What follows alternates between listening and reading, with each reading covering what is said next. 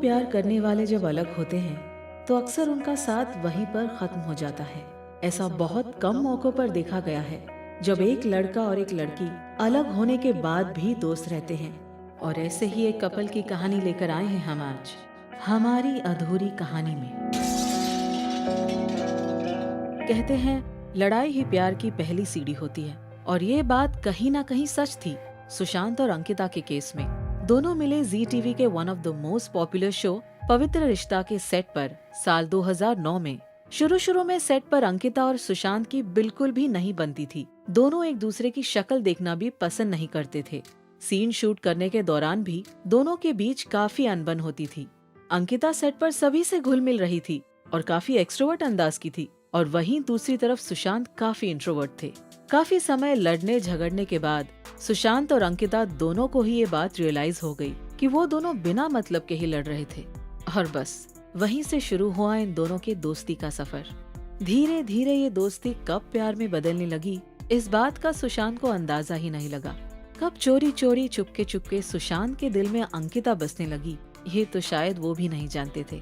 लेकिन वो सुशांत ही थे जिन्होंने पहल की और प्यार का इजहार किया। लेकिन अंकिता भी जल्दी हाँ बोलने वालों में से नहीं थी। सुशांत ने की काफी मेहनत अंकिता को इम्प्रेस करने के लिए, तब जाके अंकिता ने फाइनली यस कहा।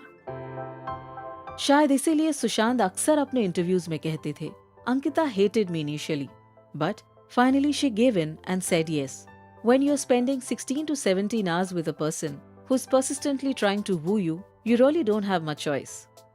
भले ही सुशांत और अंकिता साथ थे, लेकिन किसी को कानों कान इस बारे में खबर भी नहीं थी कि इन दोनों के बीच एक पवित्र रिश्ता जुड़ चुका है।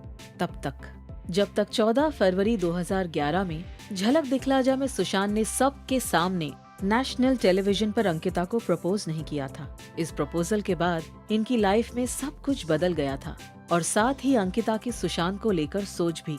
He is a romantic and pampers me a lot. In fact, there are a lot of similarities between him and Manav, the character that he plays on TV.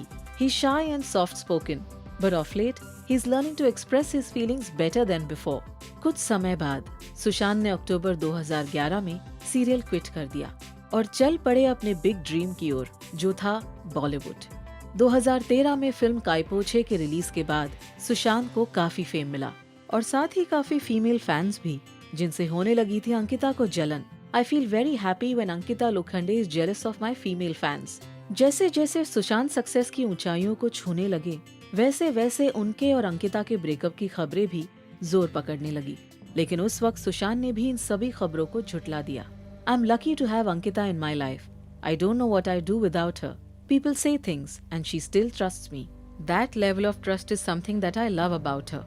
वैसे ये तो सबको ही पता था कि सुशांत और अंकिता लिव इन रिलेशनशिप में थे, बट जो बात सबको नहीं पता थी लेकिन फिर भी हर जगह सुर्खियां बटोर रही थी, वो ये थी कि दोनों ने लिव इन में आने से पहले फैमिली प्रेशर में आकर उज्जैन में शादी कर ली थी। बट हमेशा की तरह सुशांत और अंकिता ने इन सभी खबरों को गलत बता दिया।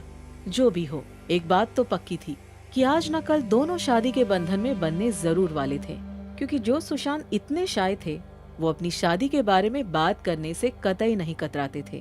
शादी राइट? Ask him. यही पूछता है हमेशा से सवाल वो। दिसंबर फॉर श्योर। अगला दिसंबर? 20 दिसंबर। या 12 महीने 11 महीने। बस। We are getting married in December? Okay, December. Guys, it's December. Decided. क्या ये सब देखकर और सुनकर कोई ये कह सकता था कि इनकी कहानी भी अधूरी रह जाएगी? सुशांत के बर्थडे बैश में अंकिता मौजूद नहीं थी। तब कहीं ना कहीं लोगों को शक होने लगा कि इनके बीच सब ठीक नहीं है। उसके कुछ ही समय बाद सुशांत उस फ्लैट से शिफ्ट हो गए जहां अंकिता और सुशांत ने अपने प्यार का आशियाना सजाया था, जिसके बाद सबका शक यकीन में बदल गया कि दोनों के बीच अब सब खत्म हो गया है।